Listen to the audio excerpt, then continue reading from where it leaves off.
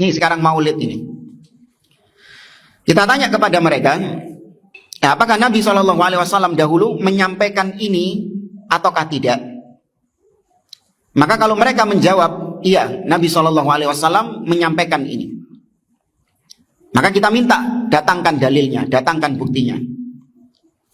Kalau mereka menjawab, tidak, ini tidak disampaikan oleh Nabi SAW.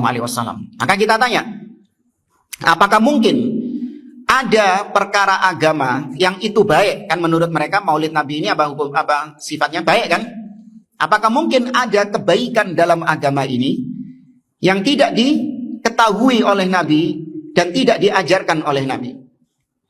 Ya, apakah ada sesuatu yang baik yang tidak diketahui oleh Nabi? Itu. Maka kalau mereka menjawab, oh enggak. Semua. Assalamualaikum warahmatullahi wabarakatuh. Alhamdulillah kawan-kawan, di video kali ini kita akan mendengarkan kajian dari Ustadz Nuruddin tentang perayaan Maulid Nabi. Yang mana video Ustadz Nuruddin tentang perayaan Maulid Nabi ini adalah salah satu video yang paling banyak di-request oleh para penonton. Supaya apa? Yang pertama, supaya kita ini bertambah wawasan kita tentang perayaan Maulid Nabi. Dan yang kedua, supaya kita ini terhindar dari kelompok anti Maulid. Sebelum Ustadz Nuruddin, akan ada Habib Jindan yang akan menyampaikan nasihat tentang perayaan Maulid Nabi, tentang dalil-dalil Maulid Nabi, sehingga kita ini terhindar dari virus Salafi Wahabi. Oke kawan-kawan, langsung saja kita simak video ini sampai akhir. Allah nyatakan, laqad kana fi qasasihim ibratul liulil albab, kisah mereka pelajaran bagi orang yang punya akal. Orang yang berakal bakal mendapatkan pelajaran dari kisah manusia-manusia mulia, kisah Maulid atau kisah kelahiran mereka. Kalau kisah mereka ada pelajaran, apalagi kisah kelahirannya Nabi Muhammad sallallahu alaihi wa alihi wasallam, pelajaran dalam kisahnya Rasulullah yang diceritakan oleh Nabi Muhammad, diceritakan oleh para sahabat Rasulullah sallallahu alaihi wasallam, diceritakan oleh para ulama, termasuk sebuah kewajiban fardhu ain, salah satu kewajiban dari Allah Ta'ala mengetahui secara ringkas tentang riwayat hidup Nabi besar Muhammad sallallahu alaihi wasallam, di mana beliau dilahirkan, di mana beliau wafat, kapan beliau menerima wahyu dari Allah Ta'ala, tinggal di kota Mekah, berdakwah selama 13 tahun, di Madinah selama 10 tahun, wafat usia 63 tahun. Hal-hal mendasar tentang Rasulullah yang wajib diketahui oleh setiap muslim. Dan juga para sahabat Rasul sallallahu alaihi wasallam mensifatkan Rasulullah sallallahu alaihi wasallam, ditanya tentang wajahnya Nabi Muhammad, disifatin ka'an wajhahu gamar bal adwa minal gamar, wajahnya Rasulullah bagaikan purnama, bahkan lebih terang daripada purnama, kata sahabat Rasulullah. Itu satu sahabat bilang, di malam hari bulan purnama kita duduk di luar rame-rame bersama Nabi Muhammad, saya ngeliatin wajahnya Nabi Muhammad, terus saya liatin purnama, sampai saya tiba-tiba terkejut sendiri, sungguh wajahnya Rasulullah lebih terang, lebih sedap dipandang daripada bulan purnama di malam 15. Wah, ini kita sekarang nih malam 15. Wa subhanallah, anta syamsun anta badrun anta nurun fauqa nuri anta iksirun wa ghali anta misbahus suduri, man ra'a wajhaka yas'ad ya karimal walidaini haudhuka safil mubarak wirduna yauman nusyuri. Lebih agung dari bulan purnama. Orang ngelihat bulan purnama ya biasa aja, tapi kalau ngelihat wajah Nabi Muhammad dengan cinta dan iman, masuk surga, meraih kemuliaan yang paling tinggi di sisi Allah Ta'ala. Al-Imam Busiri, ulama, penyair, pujangga Islam, tokoh Islam, memiliki kecintaan yang luar biasa. Beliau kuburnya di Iskandariyah di Mesir. Itu beliau bilang, laitahu khassani bi ru'yati wajhin zala an kulli man ra'ahu syaga'u.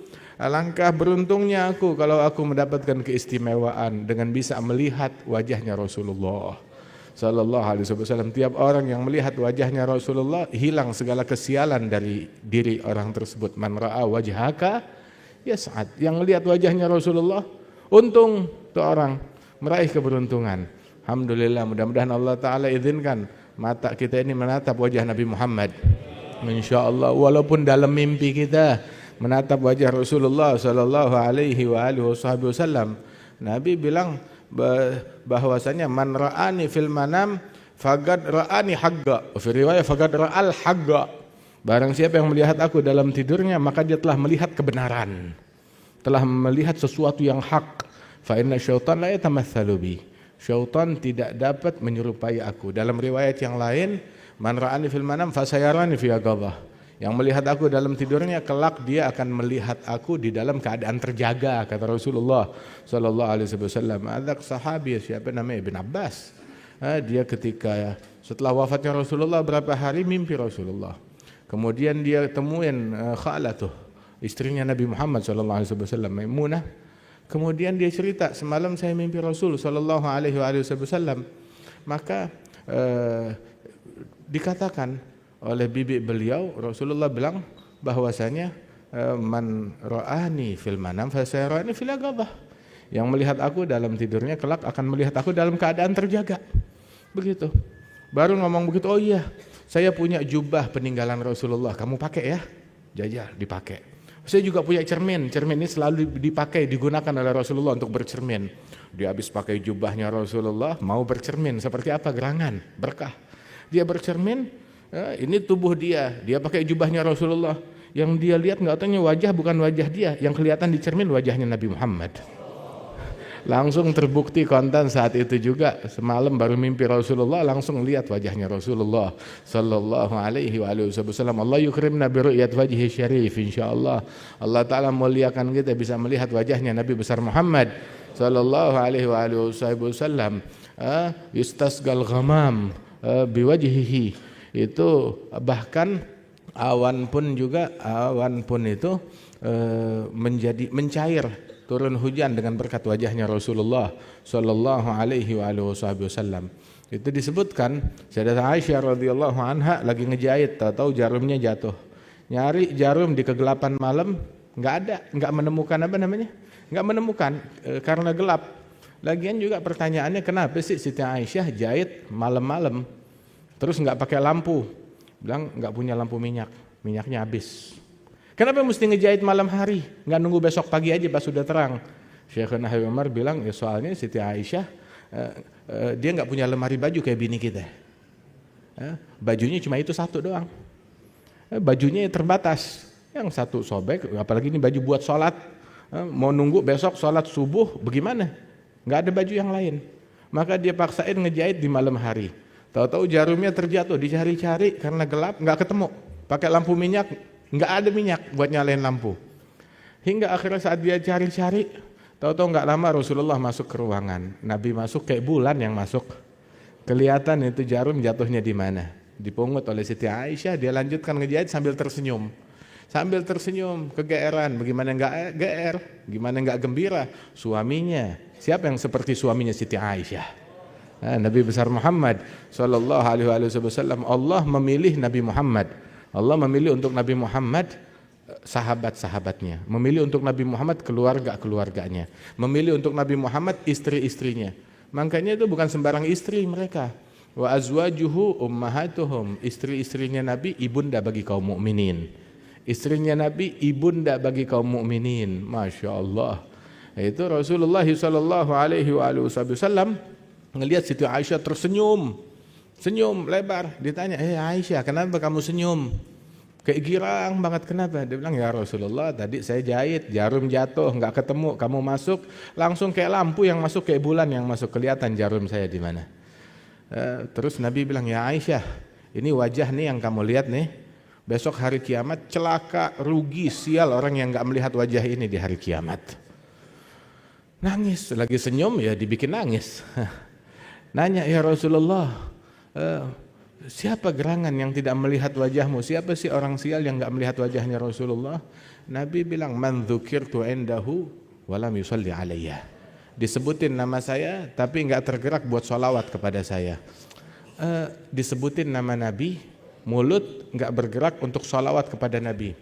Bukan cuma sekedar pergerakan mulut, tapi tuh koneksi batin kepada Nabi Muhammad. Kayak disebut nama Nabi Muhammad kayak nama biasa aja, kayak nama nggak berharga aja, nggak bisa menyentuh hatinya karena koneksi dia dengan Rasulullah nggak kuat. Coba disebutin nama anaknya yang udah meninggal dunia, berlinang air mata. Nama istrinya yang dia kasihi meninggal dunia, disebut namanya, berlinang air mata. Nama ibunya, nama suaminya, atau adiknya, kakaknya yang dia cintai, berlinang air mata. Tapi disebut nama Rasulullah biasa-biasa aja, belaga budak, kayak nggak dengar, kayak nggak nyambung. Disebutkan nama Nabi besar Muhammad sallallahu alaihi wasallam. Allah Subhanahu wa taala bahkan tuh menjadikan tuh sebutan Nabi Muhammad bisyarah, kabar gembira. Sebutan nama Nabi Muhammad kabar gembira. Itu salah satu profesinya Nabi Isa.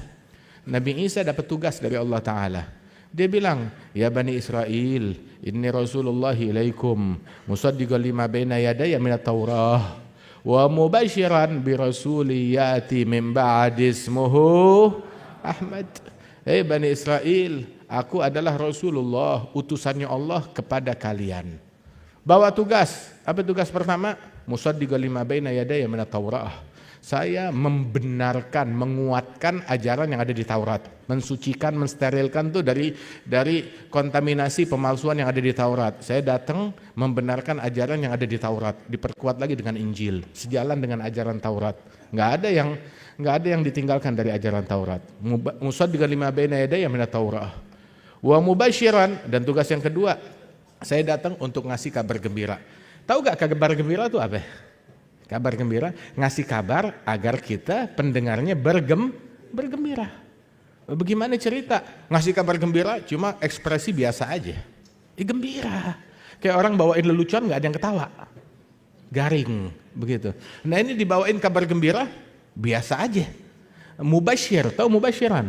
Memberikan berita yang menggembirakan, memberikan kabar gembira. Apa kabar gembiranya beliau? Umat saya masing-masing dapat jaminan 1 miliar tiap bulan. Enggak, kabar gembiranya bukan itu, lebih daripada itu semua. Kabar gembiranya bahwasanya bakal datang setelah saya nih, abis ini datang Nabi setelah saya namanya Ahmad, yakni Nabi besar Muhammad sallallahu alaihi wasallam, mubasyiran bi rasuli yati min ba'di. Dan setelahnya Nabi Isa enggak ada nabi, enggak ada rasul kecuali Nabi Muhammad.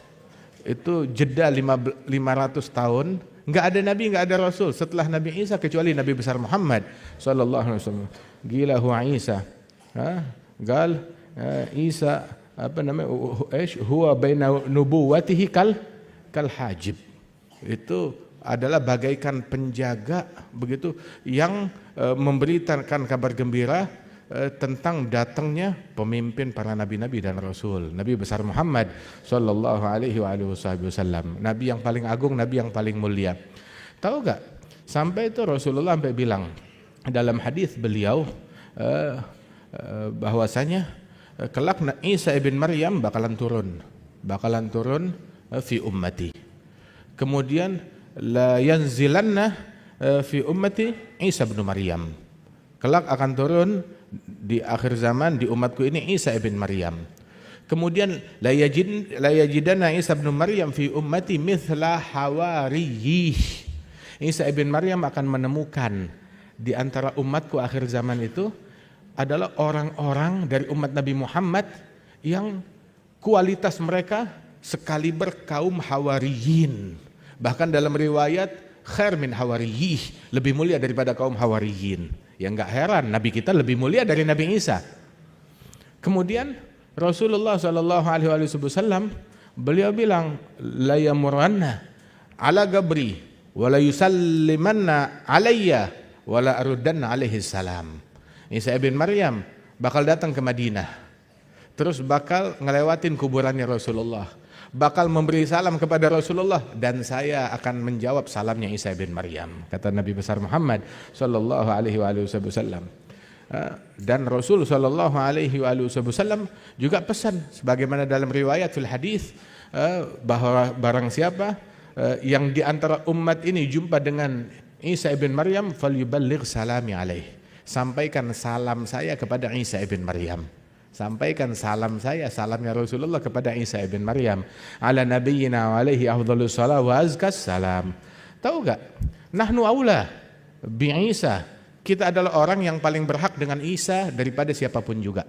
Kita orang yang paling berhak, paling dekat dengan Nabi Musa, dengan Nabi Ibrahim, dengan Nabi Nuh daripada siapapun juga. Kita orang yang paling berhak dengan Siti Maryam daripada siapapun juga. Kita orang yang paling dekat, paling berhak dengan Nabi Hud, Nabi Saleh, Nabi Zakaria, Nabi Yahya lebih daripada siapapun juga. Tahu gak? Kita nih umatnya Nabi Muhammad SAW, kita maaf ya, kita mirip dengan Sayyidina Isa ibn Maryam, atau mau dibilang Isa ibn Maryam mirip dengan kita. Bagaimana? Walaupun beliau lebih dulu dari kita, tetapi ada kemiripan antara kita dengan Sayyidina Isa ibn Maryam. Lebih mirip kita daripada orang lain yang mengaku punya hubungan kepada Isa ibn Maryam. Isa ibn Maryam, ini kalau kita lihat kan tuh katanya, ada gambarnya, ada lukisannya, ada janggutnya. Gitu, umat Islam juga pakai janggut rata-rata. Banyak yang pakai janggut daripada orang yang ngaku umatnya Nabi Isa. Ya kan? Ada kumisnya, ada cambangnya. Kayak kita. Dikhitan, disunat. Kita semuanya umat Islam dikhitan, disunat. Umat Islam semuanya dikhitan, disunat. Ayo coba dihitung umat lain berapa banyak yang dikhitan, disunat. Sayyidina Isa dikhitan, disunat. Nggak makan babi. Sama seperti umat Islam. Begitu. Sampai Nabi Isa kalau datang kira-kira lebih nyaman kemana? Kira-kira bagaimana? Lebih nyaman kemana? Mau cari makanan. Wah, ini nggak halal. Mendingan ke sini dong, halal nih kan? Masya Allah. Jadi iklan kita. Iya kan? Nggak makan babi Sayyidina Isa. Kemudian juga Sayyidina Isa nggak mabuk-mabukan. Sayyidina Isa berkhitan. Hatta pakaiannya juga kayak pakaian kita. Iya enggak? Sayyidina Isa pakaiannya kayak pakaian kita. Umiknya Siti Maryam kerudungan. Pakai kerudung, kayak kerudungnya kita. Jadi kira-kira mereka nih kalau ketemu sama kita, disodori nama umat yang lain, kira-kira mendekatnya kemana? Lebih mirip kemana? Enggak, saya lebih mirip sama itu, sama umatnya Nabi Muhammad sallallahu alaihi wasallam. Wa kadza rusuluh Banu Allati. Mereka para rasul Banu Allat, ya, ibaratnya tuh bapak mereka satu walaupun ibunya berbeda-beda, lahir dari rahim yang berbeda-beda. Maknanya mereka membawa ajaran yang sama. Membawa ajaran yang sama, ajaran Islam, ajarannya Nabi Ibrahim, ajarannya Nabi Ismail, ajarannya Sayyidina Musa, Sayyidina Isa, ajarannya para nabi-nabi, ajarannya para rasul.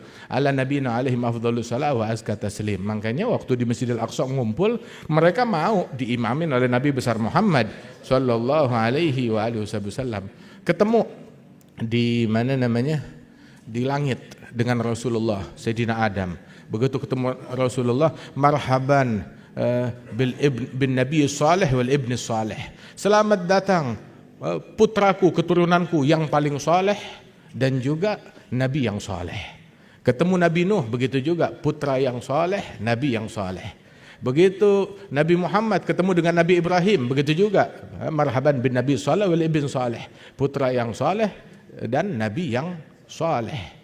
Ketemu dengan Nabi Musa, Nabi Isa, marhaban bin Nabi Saleh wal akh saleh, dengan Nabi yang saleh dan saudaraku yang saleh. Masya Allah. Hakadha. Alhamdulillah. Allah Ta'ala jadikan kita umatnya Nabi Muhammad, kita dapat satu paket. Begitu kita masuk umatnya Nabi Muhammad, kita dapat Nabi Musa, dapat Nabi Isa, dapat Nabi Ibrahim, dapat semuanya, diborong semuanya. Jadi bagian dari orang yang selalu kita respect, kita muliakan, kita cintai. Para nabi-nabi, para rasul tersebut. Sampai kan tiap kita sholat Qobliyah subuh, itu sunnahnya kan baca tuh Qobliyah subuh, Qul ya ayyuhal kafirun, Qul huwallahu ahad. Dalam riwayat baca alam nasyrah sama alam tara habis Fatihah Qobliyah subuh. Itu dalam riwayat yang lain juga dibaca tuh Qobliyah subuh, Qul amanna billahi wa ma unzila ilaina wa ma unzila ila Ibrahim wa Ismail wa Ishaq wa Yaqub wal asbat wa ma utiya Musa wa Isa wa ma utiya an-nabiyyuna min rabbihim la nufarriqu baina ahadin minhum wa nahnu lahu muslimun. Katakan kita beriman tuh sama semua nabi-nabi dan sama apa yang Allah Ta'ala turunkan kepada Musa dan Isa wal asbat semuanya. Kemudian rakaat kedua baca Qul ya ahlal kitab ta'ala ila kalimatin sawa'in bainana wa bainakum alla na'budu illallah wa la nusyrika bihi syai'a wa la yattakhidha ba'duna ba'dha arbaban min dunillah fa in tawallaw faqulu ashhadu bi anna muslimun. Alhamdulillah nih malam kita hadir dalam rangka maulidnya Nabi Muhammad sallallahu alaihi wasallam, dapat pahala sholat jamaah. Hitung deh sendiri deh, udah banyak kita ulang tuh pahala sholat jamaah.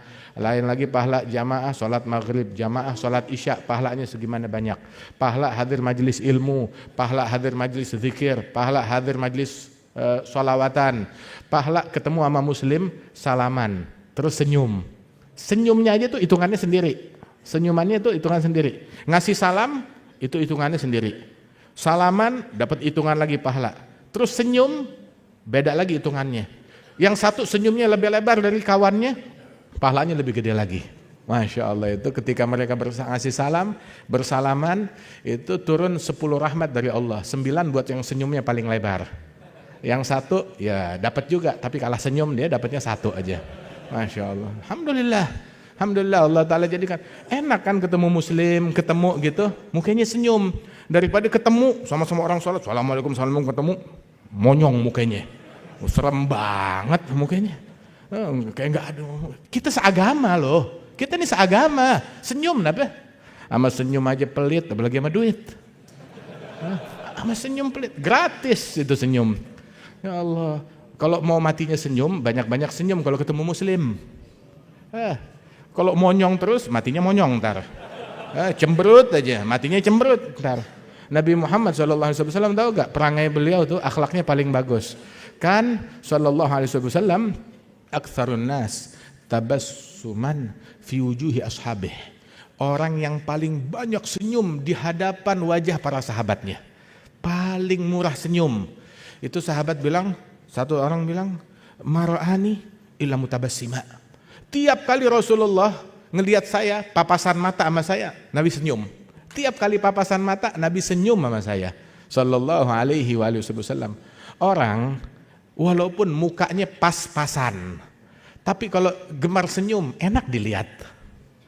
Muka ganteng, gak ada senyumnya, enak gak ngelihatnya? Gak lucu, gak lucu. Muka ganteng, tapi gak ada senyumnya, gak ada rahmanya. Ya Allah, a'udzubillahi minasyaitonirrajim. Yang ada. Tapi biar kata muka pas-pasan begitu, hatta nggak ada giginya, dia senyum udah indah aja, udah indah aja. Daripada gigi yang banyak tapi nggak ada senyumnya. Senyum, tabassumuka fi wajhi akhika muslim sadaqah. Senyum di wajah saudaramu itu sadaqah. Alhamdulillah. Rasul sallallahu alaihi wasallam, kita pengen tuh hari kiamat natap wajah Rasulullah, atau kita mimpi Rasulullah ngelihat Rasul lagi senyum sama kita. Senyumin kita yang hadir di majelis ini, ngumpul di Masjid MRBJ Bintaro, Masya Allah, ngumpul rame-rame bersalawat kepada Rasulullah. Ini Nabi tahu kita ngumpul sini semuanya rindu sama Nabi, kita semuanya kangen sama Nabi Muhammad Sallallahu alaihi wasallam. Kita semuanya mendambakan bisa ngelihat wajahnya Nabi Muhammad. Nggak ada yang nggak kangen, nggak ada yang nggak merindukan wajahnya Rasulullah Sallallahu alaihi wasallam. Harapan kita, munajat kita, doa kita kepada Allah Ta'ala agar Allah Ta'ala tidak haramkan mata kita memandang wajah Rasulullah Sallallahu alaihi wasallam. Allah Ta'ala izinkan mata kita menatap wajah Nabi besar Muhammad Sallallahu alaihi wasallam. Ya Rabbal Alamin, Allahumma adkhilna ma'ahul jannah fa innahu awwalu ma yadkhuluha, anzilna ma'ahu fi qusuriha fa innahu awwalu man yanziluha, warhamna yawma yashfa'u lil khalaiqi fatarhamuha. Allahumma arzuqna ziyaratahu fi kulli sanah warzuqna ru'yatahu fi kulli sinah wa la taj'alna minal ghafilina anka wa la anhu gadra sinah birahmatika ya arhamar rahimin. Insyaallah semua pelaksana daripada acara yang mulia ini Allah Ta'ala berikan balasan, Allah Ta'ala berikan ganjaran. Alhamdulillah, Masya Allah, kita pengen nih masjid-masjid yang ada kayak Masjid MRBJ, Masya Allah, makmur, berkah, anak mudanya, pengajian anak mudanya makmur, pengajian orang tuanya makmur, pengajian ibu-ibunya makmur, semua kalangan makmur. Alhamdulillah, berkah banget, Masya Allah. Ini masjid kayak begini, Masya Allah, bi'a Mustafawiyah, mengingatkan kita dengan ini kayak gini lingkungannya Nabi Muhammad Sallallahu alaihi wasallam, menyatukan persaudaraan, mengayomi kepada semuanya. Mudah-mudahan insyaallah para ta'mir masjid, ya, tim daripada Masjid MRBJ Allah Ta'ala berikan keberkahan, para imam-imamnya, para guru-gurunya, para asatidahnya, para jamaahnya, orang-orang yang hadir, yang sholat, yang bantu di dalam masjid ini pun Allah Ta'ala berikan berkah. Dan mereka para pendahulu kita di masjid ini yang telah wafat, yang telah meninggal dunia, diangkat derajatnya oleh Allah, diluaskan kuburannya oleh Allah, diampunkan dosa-dosa dan kesalahan mereka, dan Allah Ta'ala masukkan kita semuanya di dalam syafaatnya Rasulullah sallallahu alaihi wa alihi wasallam. Allahumma ij'al jam'ana hadza jam'an marhuma, tafarrugana min ba'dih tafarrugan ma'suma, wa la taj'al fina wa la minna wa la ma'ana syaqiyan wa la mahruma wa la ma'thuma birahmatika ya rabbana ya maulana. Wa sallallahu ala sayyidina Muhammadin an-nabiyil ummi wa ala alihi wasallam, wa akhiru da'wana alhamdulillahi rabbil alamin. Assalamualaikum warahmatullahi wabarakatuh.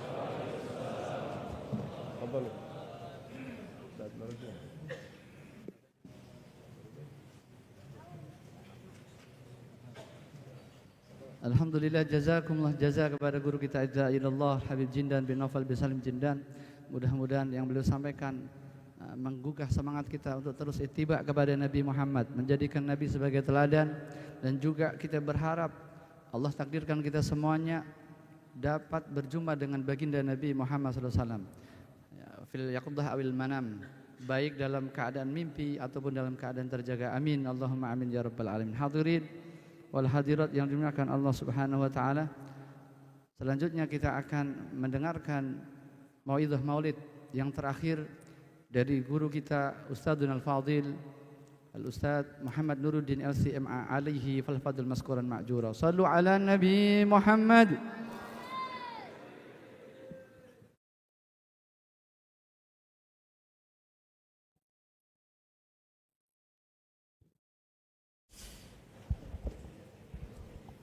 Bismillahirrahmanirrahim. Assalamualaikum warahmatullahi wabarakatuh.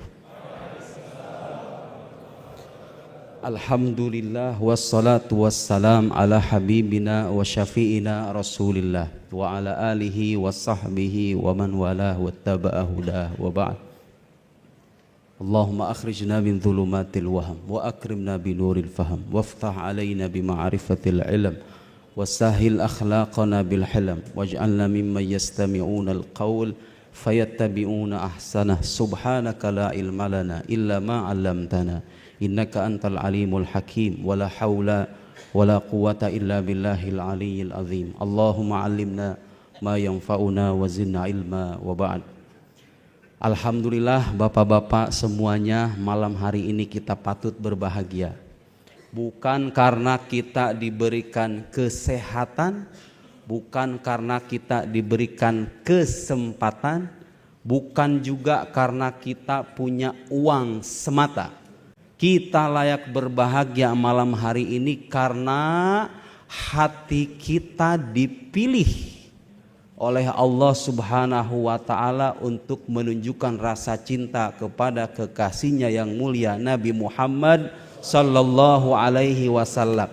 Ini nikmat yang sangat besar Bapak Ibu sekalian. Kita dipilih oleh Allah untuk hadir di majelis ini, murni itu semata karunia Allah Subhanahu wa ta'ala.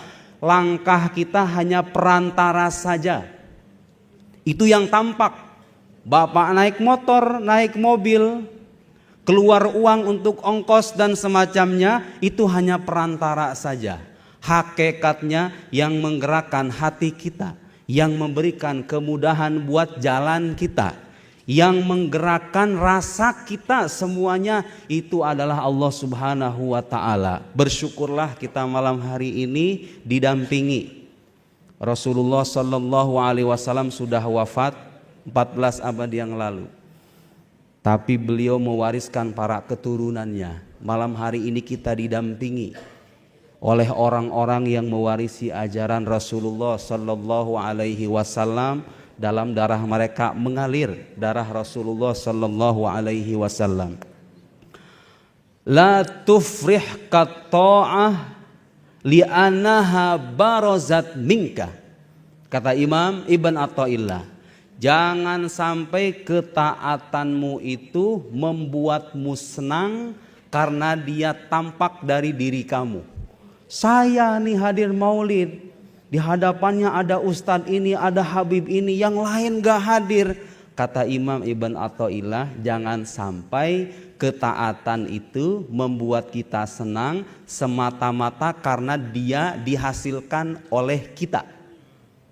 Wafrah biha li'annaha barazat minallahi ilaik. Ya Allah ya Karim. Ada kalam amik, kalamil aulia. Senanglah dengan ketaatan itu karena Allah menampilkannya dari diri Anda. Anda dijadikan, dua tanda kutip, Anda dipinjam oleh Tuhan untuk menampilkan ketaatan itu. Bukan karena kita yang bergerak dan berusaha, ya kelihatannya begitu. Tapi senanglah karena Allah Subhanahu wa ta'ala menampilkan perbuatan taat itu melalui jasad kita, melalui lisan kita, melalui hati kita. Ini ulama Pak sepanjang zaman mengajari kita spirit rendah hati yang luar biasa, menunjukkan kehambaan yang jujur di hadapan Allah Subhanahu wa ta'ala. Saya baru datang dari Pontianak hari ini. Ada seorang kiai, subhanallah, wafat ketika menyampaikan khutbah Jumat di hari Jumat. Dan ada hadis yang menyebutkan kalau orang wafat di hari Jumat selamat dari azab kubur. Bapak tahu beliau apa yang beliau lakukan di malam harinya? Motong kambing beberapa ekor dibagikan kepada orang-orang untuk menunjukkan kegembiraannya atas kelahiran Nabi Muhammad sallallahu alaihi wasallam. Malam Jumat merayakan Maulid. Jadi katanya Pak, kalau di Pontianak, di Kalimantan, Maulid itu tiap hari. Orang nggak akan punya alasan lapar di sana kalau bulan Rabiul Awal itu. Dari mana coba itu warisan tradisi begitu? Siapa lagi kalau bukan para ulama kita yang mengajari masyarakat begitu? Subhanallah, setiap hari. Saya datang ke sana hujan deras Pak, rame tetap orang, hujan kagak hujan datang semuanya. Bapak-bapak, ibu-ibu, kakek-kakek, nenek-nenek, anak kecil dibawa semuanya. Subhanallah, orang Kalimantan punya kecintaan luar biasa kepada Nabi kita Muhammad sallallahu alaihi wasallam. Wafat setelah mengadakan Maulid, besoknya dicabut nyawanya oleh Allah dalam keadaan menyampaikan khutbah Jumat. Saya tanya sama anaknya, saya cerita dapat dari anaknya langsung Pak. Saya tertegun sejenak, dalam hati saya bilang saya pengen mati kayak begitu. Kalau bisa saya nyawa saya dicabut di MRBJ ketika mengajar begini, itu harapan saya.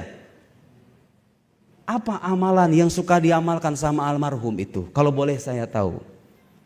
Sebelum meninggal, beliau itu datang ke orang-orang sekitarnya, rumahnya diketokin satu-satu.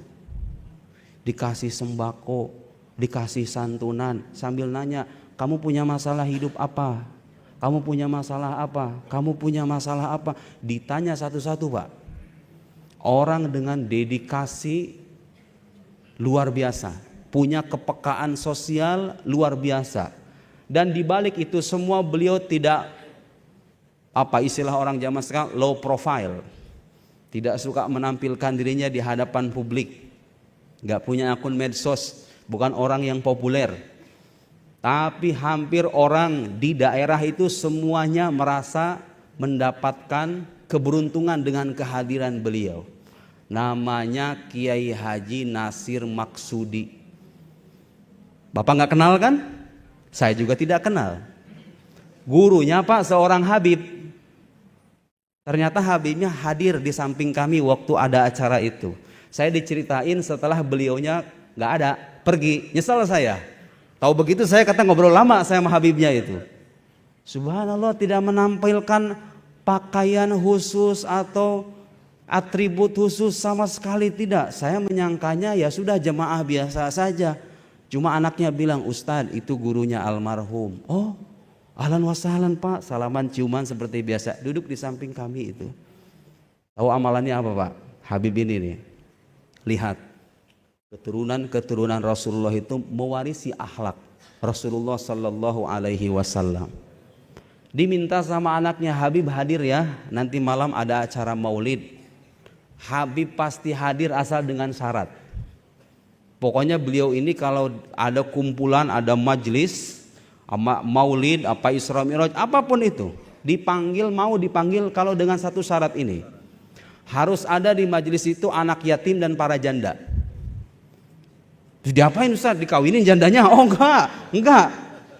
Para jandanya itu dikumpulin Pak, disantunin satu-satu. Anak-anak yang yatim, yang fakir, yang yatim itu dikumpulin satu-satu, dibahagiakan hatinya. Ngelihat ada jalanan rusak dikit katanya, dia tuh merasa hatinya gersang, merasa hatinya tuh gelisah. Langsung keluarin duit, beli barang di material, ayo langsung kita bangun jalan. Datang ke rumah tetangganya, wah rumahmu ini kayaknya perlu ditinggiin sedikit. Wah langsung, udah kamu beli barang semuanya di material, nanti saya yang bayar semuanya. Allahu Akbar. Itulah akhlak para wali Allah subhanahu wa ta'ala. Ala inna awliya Allahi la khaufun alaihim walahum yahzanun. Gak ada rasa takut miskin mereka itu.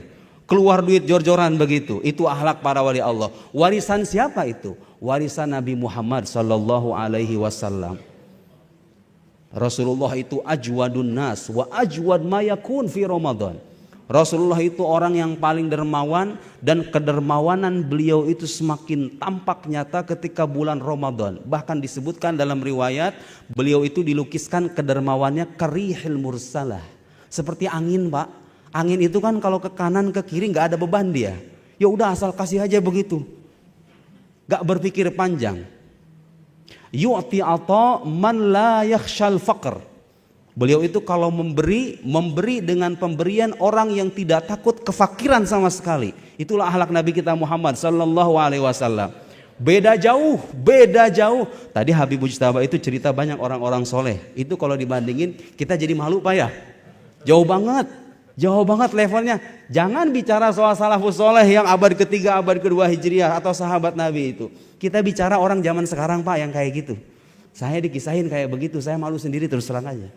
Allahu Akbar kata saya, masih ada. Baqiyat salafus soleh itu masih ada. Sisa-sisa warisan akhlak salafus soleh itu masih ada di tengah umat Nabi Muhammad sallallahu alaihi wasallam. Bersyukurlah Pak, kita nggak bisa jadi mereka. Terus terang aja, ayo kita sama-sama ngaku. Sholat kita cacat, puasa kita juga jarang, kecuali Ramadan doang. Sholat sunnah juga jarang, baca Qurannya juga kadang-kadang bulukan di rumah, betul nggak Pak? Itu kebanyakan muslim begitu. Apa yang bisa diandelin? Saya ceramah kayak begini, wallahu alam Pak, saya nggak tahu mana kalimat yang keluar dengan keikhlasan kepada Allah, dengan kalimat yang keluar karena saya ingin dipuji sama orang. Saya manusia biasa, saya punya kelemahan selemah-lemahnya. Kita juga mengakui itu semua. Sholat kita, saya ikhlas Ustaz karena Allah, bohong sebohong-bohongnya itu. Kalau ada orang ngomong ikhlas begitu, susah Pak. Jadi kita ini kalau masuk yaumul hisab, ditimbang nih amalan kita dengan keadilan Allah, dengan keadilan. Bil adl la bil fadl, kata para ulama. Dengan keadilan bukan dengan karunia, gak akan ada yang bisa lolos. Soalnya kalau kita cek satu-satu, semua ketaatan kita itu Allah yang menggerakkan, Allah yang menghendaki, Allah yang memfasilitasi, Allah yang memudahkan. Jalan di saat orang gak dapat kemudahan itu dari Allah semuanya. Apa yang mau dibanggakan? Dia memberi kita nikmat setiap saat, tapi kita sering kali lalai. Bahkan dalam banyak kesempatan hidup kita. Dia minta kita sholat hanya hitungan belasan menit, itu pun kita abaikan. Banyak saudara-saudara kita di luar sana tidak sadar bahwa setiap detik nafas kehidupannya tidak lepas dari nikmat karunia Allah subhanahu wa ta'ala. Kita lebih banyak lalainya. Ternyata kalau kita timbang dengan iman yang sangat jernih, begitulah kehidupan kita. Lemah, tidak berdaya, la syai' kata orang Arab, nothing. Gak ada maknanya kita itu. Ini saya ngomong begini Pak, karena ini ajaran para ulama kita yang diajarkan kepada kita. Begitulah orang kalau punya keimanan yang jujur kepada Allah subhanahu wa ta'ala. Dari mana akhlak kayak begitu? Allah ketawaduan kepada Allah, ya Allah, seandainya aku berbuat baik, kebaikan ini murni karuniamu. Seandainya aku berbuat buruk, berbuat maksiat, engkau berhak ya Allah mempertanyakannya dari diriku. Dari mana ajaran semacam itu? Dari Nabi Muhammad sallallahu alaihi wasallam. Ketawaduan yang hakiki ditampilkan oleh Nabi kita sendiri. Dalam sebuah riwayat, Nabi itu ditawari. Jadi kalau Nabi ditawar berarti bisa milih. Khuyyira Rasulullah sallallahu alaihi wasallam bain ayyakun malikan nabiyan au abdan rasulan. Dikasih pilihan Nabi itu mau jadi nabi sekaligus raja. Kan ada nabi-nabi yang jadi raja di masa lampau. Nabi Yusuf alaihissalam, Nabi Daud, Nabi Sulaiman. Mereka jadi raja, dikasih kerajaan sama Allah. Nabi Muhammad itu ditawari, Pak. Mau nggak kamu jadi nabi sekaligus raja? Atau menjadi rasul plus hamba saja? Hamba rasul. Jibril kemudian ngasih bocoran. Malaikat Jibril ngasih bocoran. Tawadhu' li rabbika ya Muhammad. Bersikap rendah hatilah kepada Tuhanmu wahai Muhammad. Nabi Muhammad ketika dikasih pilihan mau jadi nabi plus raja atau rasul dan seorang hamba saja, memilih bal abdan rasulan ya Rabb. Aku memilih menjadi seorang hamba dan rasul, tidak memilih jadi raja. Tahu balasannya dari Gusti Allah apa, Pak? Gara-gara ketawaduan Nabi itu, ja'alahu sayyidal anbiya wal mursalin. Allah jadikan Nabi Muhammad gara-gara ketawaduannya itu menjadi imamnya para nabi. Jadi semakin kita rendah hati di hadapan Allah, derajat kita semakin diangkat. Semakin kita menunjukkan bahwa diri kita itu banyak kemaksiatan, banyak kekurangan, banyak kekhilafan, tidak berarti ketaatan kita, semakin Allah meningkatkan derajat kita. Siapa yang bisa meragukan ibadahnya Nabi Muhammad sallallahu alaihi wasallam? Tapi Bapak tahu di antara doanya Nabi itu apa? Subhanak ma'abadnaka haqqa ibadatik. Maha suci Engkau ya Allah. Kami tidak menyembahmu sebagaimana mestinya. Nabi itu masih ngaku, Pak, di hadapan Allah bahwa kami ini kata Nabi tidak menyembahmu sebagaimana mestinya. Artinya masih banyak hal-hal yang sebetulnya kita sebagai hamba tidak bisa menunaikan hak Allah Subhanahu wa taala itu. Tentu saja Nabi Muhammad itu bukan berarti punya kekurangan dalam ibadah. Oh bukan, itu contoh kerendah hatian. Beliau pengen mengajari kita kalau mau jadi hamba yang dimuliakan oleh Allah Subhanahu wa taala, di antara kuncinya adalah menanamkan sikap rendah hati di hadapan Allah Subhanahu wa taala. Pak, amalan kita kalau ditimbang seperti yang tadi saya bilang susah lolos. Tapi kita di akhirat nanti ketika semua orang dibangkitkan, Allahu a'lam berapa tahun lagi. Saya secara statistik kalau mengikuti ukuran usia orang Indonesia mungkin 30 tahun lagi. Bapak yang 50 tahun mungkin 10 tahun lagi. Menyongsong hari itu. Hari di mana kita menunggu kita dibangkitkan. Dan yang pertama kali dibangkitkan, awal man tanshaqqu anhul ardu yaumal qiyamah. Yang pertama kali dibangkitkan adalah makhluk yang pertama kali Allah ciptakan. Siapa itu? Nabi Muhammad SAW. Gak usah ragu, Pak. Makhluk yang pertama kali Allah ciptakan itu adalah ruh Nabi Muhammad SAW. Saya sekarang punya momen yang bagus. Banyak orang sekarang menyimak. Bapak kalau ditanya, orang-orang muslim rata-rata kalau ditanya kapan Nabi Muhammad jadi nabi? Oh, semuanya akan jawab usia 40, Ustaz. Betul? Ternyata ada jawaban yang tidak kalah lebih tepat, Pak. Itu jawaban benar. Karena beliau diutus di usia 40 tahun. Jawaban yang tidak kalah tepat, jawaban yang lebih tepat, mohon maaf. Jawaban yang lebih tepat, ternyata beliau itu bukan jadi nabi usia 40. Dalam hadis sahih ketika seorang sahabat bertanya, "Mata kunta nabiyan ya Rasulullah?" Rasulullah, kapan engkau jadi nabi? Beliau bilang usia 40? Bukan. Kuntu nabiyan wa Adam baina ruhi wal jasad. Ayo ada hadis sahih. Aku ini sudah menjadi nabi sementara Adam masih di antara ruh dan jasad. Belum selesai penciptaan Adam beliau jadi nabi. Bukan saya yang bilang, dicek di hadis, Pak. Ulama banyak mengarang kitab terkait pembuktian bahwa awal makhluk khalaqahullahu wa ruhu sayyidina Muhammad sallallahu alaihi wasallam. Banyak kitabnya, Pak. Kalau seandainya saya diizinkan suatu saat nanti membahas kitab-kitab itu, banyak. Bagi orang yang suka nanya, mana dalilnya Ustaz? Banyak dalilnya. Kamu aja yang gak tahu dalil. Ada kan ya? Nggak ada di sini, nggak ada Pak. Aman kita. Aman dari minta dalil. Kita nggak perlu dalil soal kayak beginian. Udah jelas itu. Wa idh akhadallahu mitsaqan nabiyyina lama ataitukum min kitabi wa hikmatin thumma ja'akum rasulun musaddiqun lima ma'akum la tu'minunna bihi wa la tansurunna. Qala aqrartum wa akhadtum ala dzalikum isri qalu aqrarna qala fashhadu wa ana ma'akum minasyahidin. Al-Quran itu yang bilang Allah mengambil perjanjian para nabi.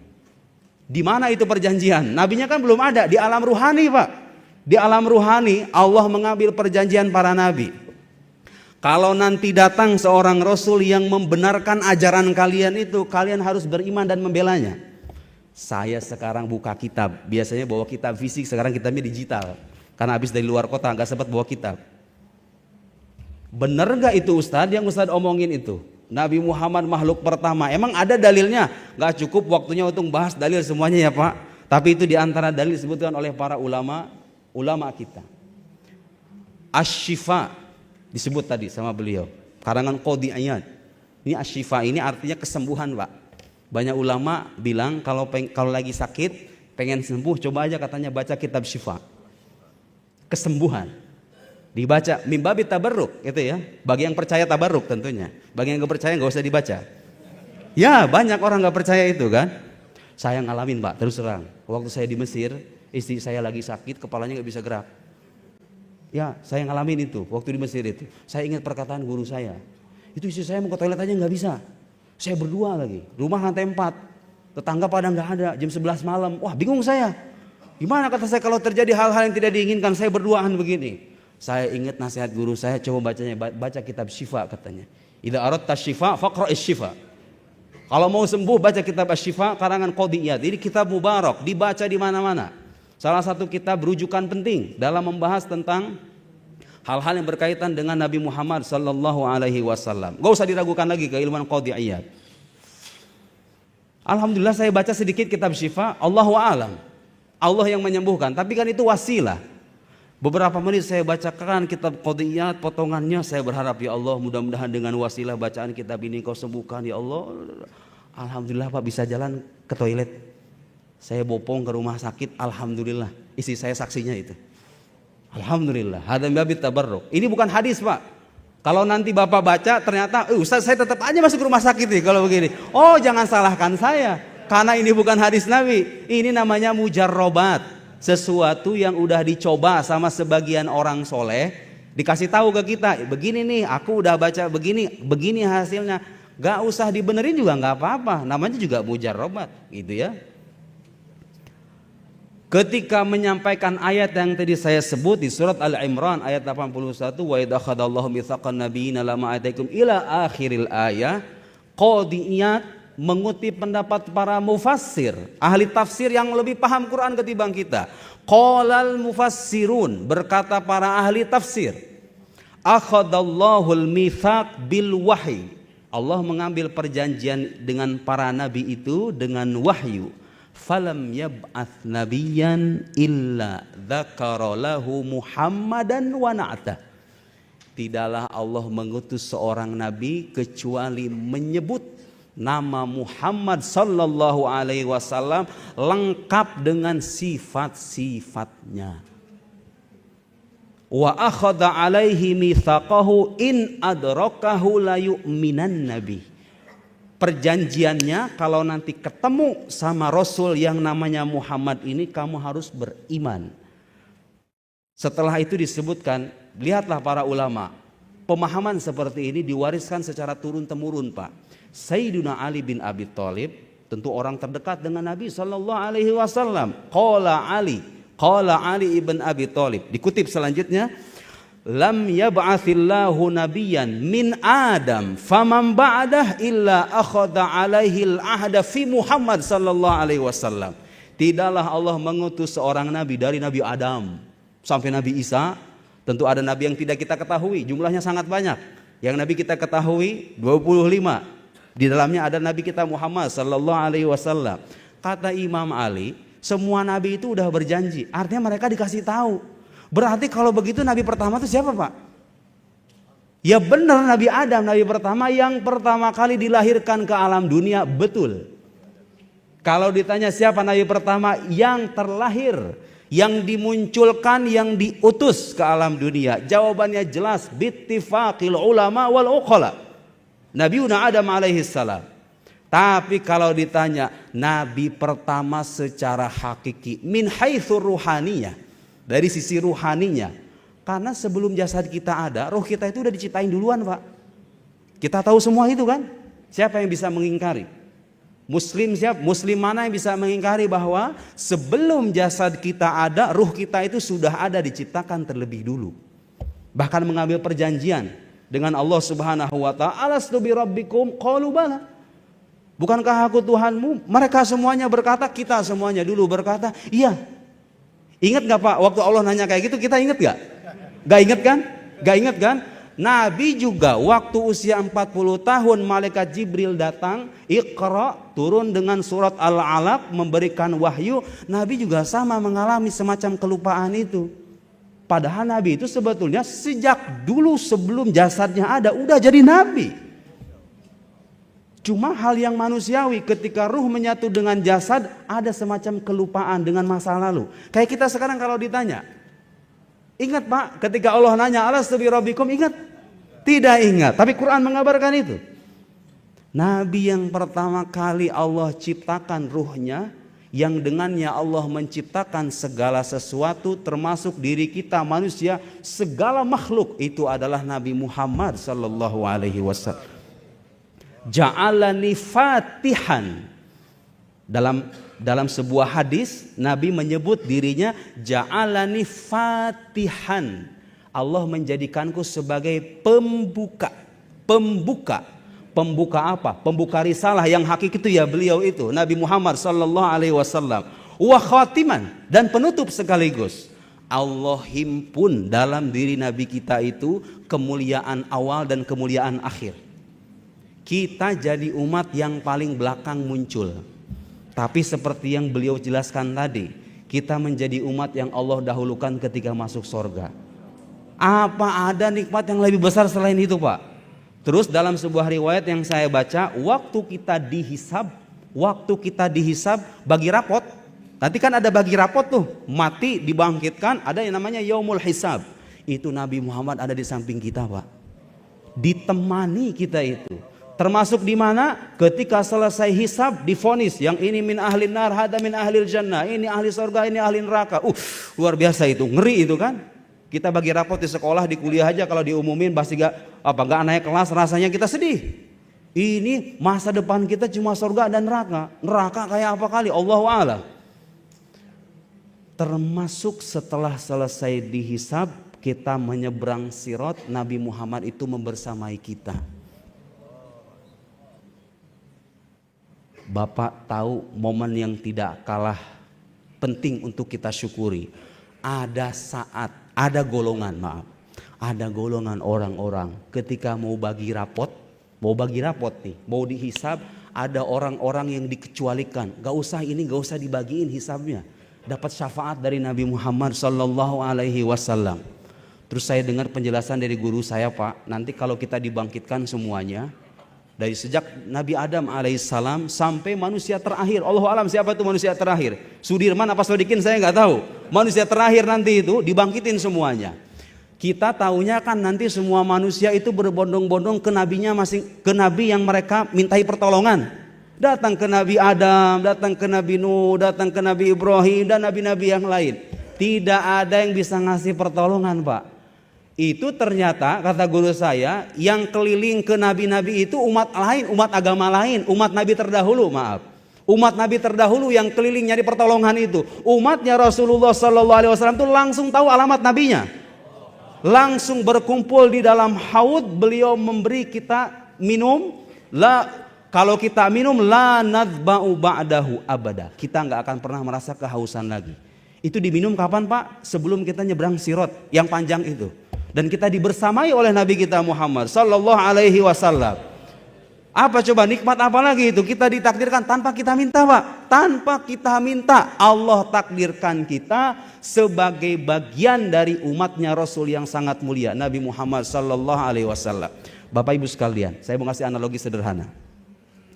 Bapak kalau sayang sama anak, sayang banget. Kalau kita betul-betul sayang sama anak, biasanya kan kita memberikan yang terbaik, betul nggak Pak? Milih sekolah nih, yang ini sekolahnya bagus, grade-nya bagus, yang ini kurang bagus. Bapak milih yang mana tuh kira-kira? Yang terbaik kan? Karena saya sayang sama anak saya. Itu kita orang tua kepada anak, kalau kita punya rasa kasih sayang yang tulus, kita akan berikan yang terbaik. Garis bawahi, yang terbaik.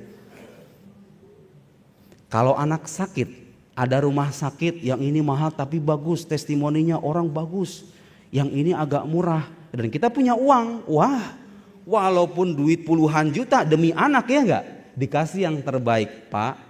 Allah ngutus untuk kita itu bukan cuma nabi, tapi nabi terbaik. Artinya apa? Bapak paham gak maksud saya? Diutus kepada kita itu nabi terbaik, berarti itu tandanya apa Pak?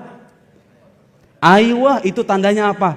Kita ini alhamdulillah, alhamdulillah. Kita ucapkan ini bukan dengan kebanggaan sama sekali, tapi ini nikmat yang patut kita syukuri. Bisa aja Allah menjadikan kita umatnya Nabi yang lain, umatnya Nabi Musa, umatnya Nabi Ibrahim, umatnya Nabi terdahulu, bisa aja. Kenapa Bapak sekarang dipilih jadi orang Muslim?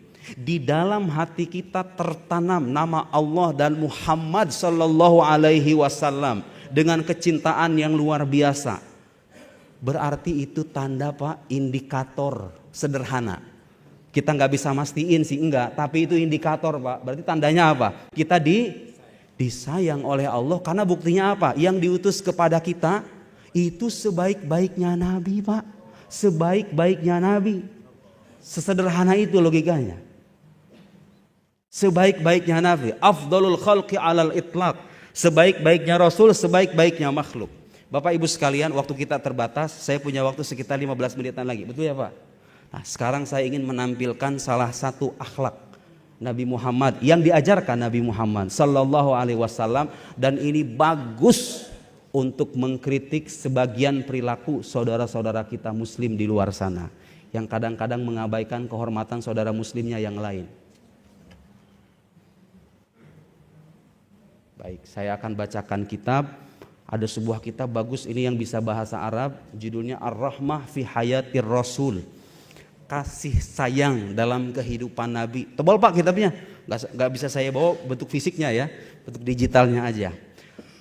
Ini pesan luar biasa bagi anak-anak muda di luar sana. Aduh Ustaz, saya udah terlanjur gelap, pengen balik, saya kira-kira masih diterima apa enggak itu? Oh saudara, yabna Adam, lau balagot dunubuka ananas sama.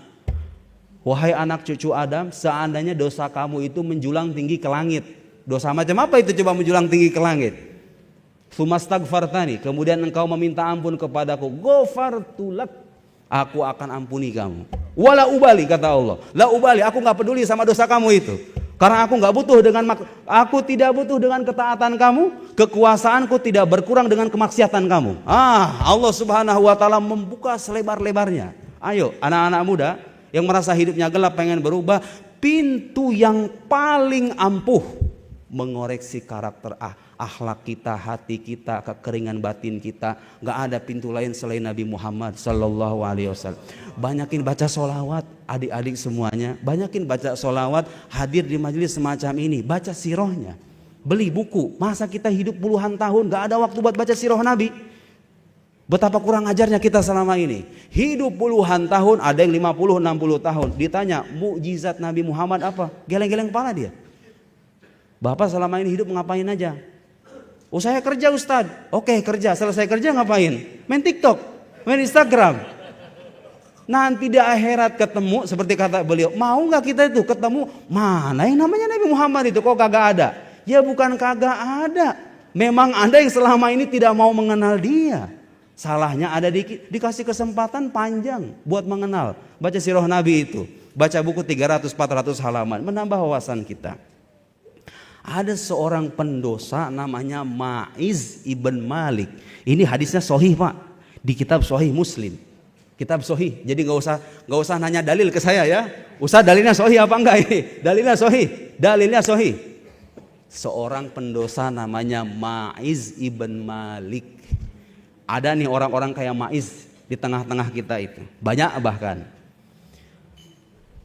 Ja'a Ma'iz ibn Malik ilan Nabi sallallahu alaihi wasallam. Mari kita biasakan Pak, disebut nama Nabi Muhammad sallallahu alaihi wasallam, ucapkan sallallahu alaihi wasallam. Faqala ya Rasulullah tahhirni. Rasulullah tolong sucikan diriku. Ma'iz datang dengan ekspresi wajah yang sangat murung, kira-kira begitu. Rasulullah tolong sucikan diriku. Jawaban Nabi, waihak irji fastaghfirillah wa tub ilaih. Ma'iz, istighfar kamu, tobat sama Allah, udah selesai. Kata Rasulullah begitu. Ma'iz tetap hatinya merasa gelisah. Dia kemudian mundur sedikit ke belakang, roja'a ghairu ba'id. Jadi mundur sedikit ke belakang, thumma ja'a, datang lagi ke Nabi. Ya Rasulullah, tahhirni. Rasulullah tolong sucikan aku. Ada kan Pak di antara kita pendosa-pendosa yang ingin dirinya disucikan. Kalau seandainya Nabi datang itu kira-kira kayak Ma'iz begini ngomongnya, betul nggak Pak? Datang ke Nabi, ya Rasulullah tolong sucikan diriku. Ma'iz bilang begitu 2 kali sama Nabi. Faqala Rasulullah, waihak istaghfirillah wa tub ilaih. Ma'iz istighfar sama Allah, kembali kepada Allah. Ma'iz masih merasa gelisah. Kira-kira kalau cuma istighfar doang diampuni kagak sama Allah, kan kira-kira begitu Pak? Apa iya dosa saya diampuni kalau istighfar doang? Ma'iz bilang ketiga kali, ya Rasulullah tahhir, Rasulullah tolong sucikan diriku. Di ketiga kalinya Rasulullah balik nanya, pertanyaannya udah beda lagi. Fima utahhiru. Kenapa Ma'iz? Apa yang harus aku sucikan? Kata Rasulullah itu. Setelah 3 kali itu Pak. Faqala minaz zina. Zina Rasulullah. Berzina. Ma'iz ibn Malik berzina. Fasa'ala Rasulullah. Rasulullah nanya, Bapak kalau kita jumpai orang-orang, sebagian orang di zaman sekarang, ada orang ngaku berzina pasti dicaci maki kan? Oke Pak, konteksnya kita bisa berbeda. Ada orang melakukan dosa dicaci maki sama sebagian orang yang lain, betul nggak Pak? Nabi nggak melakukan itu ternyata Pak. Orang ngaku terang-terangan berzina, yang Nabi lakukan itu bukan langsung menghukum dia. Memang ada sebuah riwayat nanti disebutkan Ma'iz ini dihukum ujung-ujungnya. Cuma poin pentingnya adalah Rasulullah ketika ada orang ngaku berdosa, sungguhan jujur itu ngaku berdosa, itu nggak langsung menetapkan hukuman dan sanksi. Apa coba yang beliau lakukan? Nanya, Ma'iz kamu beneran zina apa kagak sih sebetulnya? Gitu Pak. Ditanya lagi, udah 3 kali kan tadi. Istighfar aja kamu, minta ampun sama Allah, Allah maaf pengampun. Kira-kira begitu. Ma'iz karena dia 2 tanda kutip, bukan ngeyel sih bahasanya, dia penasaran gitu kira-kira. Kata Nabi, untuk apa aku menyucikan diri kamu? Minazina ya Rasulullah. Kata Rasulullah apa? Abihi junun. Ma'iz kamu tuh jangan-jangan gila Ma'iz. Bukan karena berzina, kamunya gak sadar Ma'iz. Dikasih celah kemungkinan lain, oh boleh jadi dia itu bukan berzina, emang dia lagi gak sadar aja. Abi junun. Fa ukhbira annahu laisa bimajnun. Kemudian sahabat yang lain ngasih kabar, enggak Rasulullah, Ma'iz itu orang normal, dia enggak gila. Terus nanya lagi Rasulullah itu, asyariba khamran? Apakah Ma'iz itu minum khamar? Mungkin dia itu tidak berzina, mungkin minum khamar. Coba itu ditanya lagi Pak. Faqama rajul, salah seorang laki-laki kemudian berdiri, fastanhakahu falam yajid minhu riha khamrin. Ada orang langsung berdiri, dicium mulutnya, wangi khamar apa kagak? Enggak ada katanya Rasulullah. Dia enggak minum khamar. Faqala Rasulullah. Baru di 3 kalinya nanya, azanait ya Ma'iz, azanait. Apakah betul engkau berzina wahai Ma'iz? Baru Ma'iz kemudian dengan jujur menjawab, na'am ya Rasulullah. Iya Rasulullah. Apa pelajaran berharganya dari kisah kayak begini zaman sekarang? Banyak sekali di medsos itu Pak, kita saksikan orang muslim menodai kehormatan muslim yang lain. Dosa sedikit dikorek-korek aib orang, ditampilkan di muka publik. Allahu Akbar. Itu orang kagak pada sadar ya. Nanti di akhirat Pak, Allahu Akbar. Itu kalau orang beriman beneran ya. Kalau orang beriman beneran kayak kita lah, mudah-mudahan kita termasuk mereka. Kalau orang beriman beneran itu dia akan merasakan kerugian yang sangat mendalam. Di akhirat nanti kalau kerjaan yang membuka aib orang, kebaikan kita ditumpahkan kepada orang yang kita bicarakan. Mending kalau kita orang taat. Kalau udah maksiat banyak, kita mau ngasih apaan kan? Mau masih maksiat juga? Kita mau ngapain nanti di akhirat kalau banyak orang terzolimi oleh lisan dan tangan kita itu? Rasulullah itu di hadapan orang yang udah jelas-jelas ngaku berzinah, Pak. Bukan lewat video ini. Itu juga ada video zaman dulu. Maksudnya bukan karena laporan orang. Ini orangnya langsung ngaku di hadapan muka beliau yang mulia itu.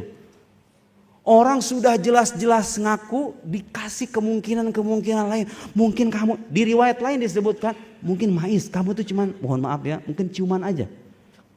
Mungkin kamu tuh cuma bercumbu aja, tidak sampai berzina. Begitu Pak Nabi tuh ngomongnya. Saking apa coba itu? Saking ingin menutupi aib seorang muslim yang sangat terhormat di sisi Allah Subhanahu wa taala itu. Coba saya mengajak ini, konten-konten kreator yang penghias media sosial itu, yang kerjaannya ngebuka aib orang tanpa kepentingan. Kalau koruptor beda cerita, Pak. Koruptor kagak diituin, gak bakal kapok-kapok dia. Iya kan, beda cerita, itu dosa sosial itu. Ini kadang aib keluarga, Pak, aib keluarga, aib pribadi, dia sama pasangannya di dapur berdua. Kan masalah rumah tangga yang tahu cuma 2 orang aja. Kadang-kadang mertua juga nggak selamanya paham kok. Masalah keluarga itu masalah yang hanya diketahui hakikatnya oleh 2 orang saja. Yang lain cuma ngelihat dari luar doang. Saya pernah makan sama istri saya di sebuah warung. Saya makan dengan penuh lahapnya karena lapar. Istri saya kagak makan. Saya ngomonglah sama istri saya, kamu tahu nggak? Seandainya ada orang masuk ke ruangan ini, pasti mereka akan berkomentar. Yang suka suujon tuh akan bilang, ini suami kagak peduli sama istrinya. Makan sendirian doang dia, istrinya kagak dikasih makan. Padahal bukan saya gak ngasih makan, nawarin berkali-kali, dianya kagak mau. Rumah tangga tuh begitu, Pak. Kelihatannya di hadapan orang, kok suami gak bertanggung jawab ya? Kok istri gak tahu diri ya? Ya kelihatannya begitu, saudara. Hakikatnya orang gak tahu. Gak usah umbar-umbar aib orang. Orang yang udah jelas-jelas berzina, wazina minal kabair. Zina itu dosa besar. Zina, minum khamar, qatlun nas, membunuh jiwa, syahadatuz zur, uququl walidain, itu dosa besar. Nabi itu dihadapkan dengan orang ngaku langsung, bukan karena orang lain. Saya bacakan riwayat yang lain, Pak. Ada riwayat lain. Jadi ternyata Maiz ini disuruh ngaku sama sahabat lain, namanya Hazal. Riwayatnya di Muwatta, kitab Muwatta karangan Imam Malik. Sebenarnya bukan karangan, tapi Imam Malik, Imam Bukhari, Imam Muslim, imam para ahli hadis itu bukan ngarang-ngarang dari pikiran mereka sebetulnya. Mereka itu menjaga sabda Nabi kita Muhammad sallallahu alaihi wasallam. Bukan pengarang dalam arti kayak kita penulis buku gitu, ada ide dikeluarkan, ini hadis Nabi, enggak begitu. Mereka itulah yang menjaga sabda Nabi kita Muhammad sallallahu alaihi wasallam. Sekarang kita menjumpai qala Rasulullah itu dengan sanad yang lengkap kan? Zaman dulu, Pak, orang kayak begitu nelitinya panjang. Kita ini udah dikasih agama yang sudah semikian komplit, lengkap. Tarokana alal mahajjatil baydho. Rasulullah itu meninggalkan kita dalam keadaan terang benderang. Lailuha kana hariha. Malamnya kayak siang. Udah gak ada yang gelap lagi di agama Islam itu, Pak. Tinggal belajar doang. Di riwayat lain, Maiz itu disuruh sama sahabat lain namanya Hazal, disuruh ngaku ke Nabi itu. Ternyata ini orangnya. Tahu gak jawaban Nabi? Ungkapan Nabi, ucapan Nabi kepada Hazal yang sudah mendorong Maiz untuk ngaku berzina itu. Wallahi ya Hazal, demi Allah wahai Hazal, lau kunta satartahu bithaubik kana khairan mimma sona'ta bihi. Hazal, demi Allah, seandainya kamu menutup aib Maiz itu lebih baik bagi diri kamu. Coba kalau kamu tutup, Hazal, gak usah disuruh ngelapor ke saya. Kata Rasulullah, Pak. Jadi sebenarnya hukuman-hukuman hudud dalam Islam itu tidak ditetapkan dengan motif bernafsu ingin menyiksa manusia. Bukan Islam itu agama yang haus mencuri sedikit potong tangan, bukan begitu spiritnya. Coba lihat ini hadis nih, Nabi ini mencontohkan, beliau itu seolah-olah pengen apa coba? Aib umatnya itu ditutup, jangan diumbar-umbar. Ini nabinya yang bilang begini, Pak. Lah kita umat yang kadang-kadang kurang ngajar sekali. Muslim, saya ulangi, muslim. Bisarfin nazar an kaunihi aliman au jahilan. Terlepas apakah dia orang bodoh apa seorang ulama muslim yang dalam hatinya ada asyhadu alla ilaha illallah wa asyhadu anna muhammadar rasulullah, kata Nabi dalam sebuah hadis, a'lamu hurmatan indallah minal ka'bah. Lebih terhormat di sisi Allah itu Pak, kita itu ketimbang Ka'bah. Ka'bah diinjak-injak, coba apa yang terjadi? Muslim sedunia ngapain itu kalau Ka'bah diinjak-injak? Oh, jangan diinjak-injak, dilempari bebatuan saja. Anda akan marah, Anda akan tersinggung, Anda akan merasa tersakiti. Itu simbol kiblat kita. Wah, langsung demonstran di mana-mana itu. Hakul yakin saya. Sekarang berapa banyak muslim yang tertindas, diinjak-injak, dibunuh, diumbar aibnya. Kalaupun tidak dibunuh fisiknya, dibunuh karakternya. Sama siapa? Sama muslim lagi. Kenapa mereka melakukan itu? Karena nggak mengenal Nabi Muhammad Sallallahu Alaihi Wasallam. Itu yang diajarkan sama Nabi kita. Ada aib saudara kita, aibnya masih bisa disembunyikan, sembunyikan. Gak usah diumbar-umbar aib orang. Ini Pak, ngomong-ngomong bicara dosa yang punya efek sosial. Zina itu kan begitu. Zina itu diharamkan karena bisa merusak keturunan. Artinya ini bukan dosa ringan gitu loh. Di level dosa yang sangat berat pun Nabi masih ngajarin, oke, dihukum tetap dihukum, tapi kalau bisa coba cari celah dulu, disembunyikan. Kira-kira begitu Pak. Mungkin Bapak akan kaget dengan penjelasan saya, karena saya terima ini dari guru saya. Ternyata hudud dalam Islam itu hukuman kayak rajam, apalagi hadul qadzaf, di hukuman cambuk yang zaman dulu itu, hukuman cambuk, hukuman rajam, hukuman di macam-macam itu, hukuman potong tangan. Ternyata itu Pak, itu salah satu upaya agama. Saya khawatir keliru dengan menggunakan istilah, tapi itu namanya tarhib. Apa tarhib itu? Dua tanda kutip ya, menakut-nakuti. Menakut-nakuti.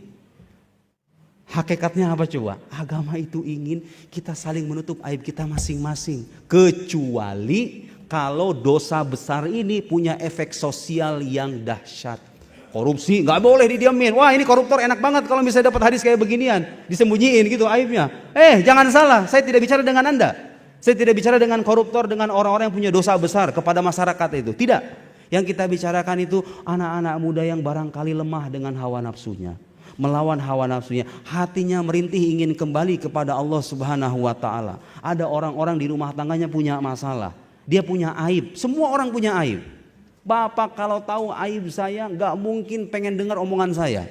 Saya kalau tahu aib Bapak semuanya nggak mau saya ngajar di sini. Allah tutup Pak, Allah tutup aib kita itu. Bapak ngaku nggak punya aib Pak? Ngaku nggak kira-kira kita punya aib? Kita mengakui Pak, saya dengan penuh kerendahan hati, al-faqir ilallah, saya punya aib banyak. Ditutup sama Allah. Allah satar, Allah itu maha menutup aib kita. Kenapa sesuatu yang sudah Allah tutup ini diumbar-umbar di media sosial? Anda sekarang mendapatkan keuntungan gak seberapa, di akhirat nanti siap-siap merugi serugi-ruginya berhadapan dengan Nabi Muhammad SAW yang ingin menutup aib umatnya. Kita mengumbar-ngumbar aib sesama umatnya. Inilah yang bisa saya sampaikan. Mudah-mudahan apa yang sudah kita paparkan bisa menjadi ilmu yang bermanfaat. Alhamdulillah kawan-kawan, itulah tadi dua video dari Habib Jindan dan Ustadz Nuruddin. Semoga video beliau, kajian beliau membawa keberkahan bagi kita sehingga kita terselamatkan dari kelompok anti maulid, sehingga kita terhindar dari virus Salafi Wahabi. Terima kasih yang sudah menonton video ini. Assalamualaikum warahmatullahi wabarakatuh.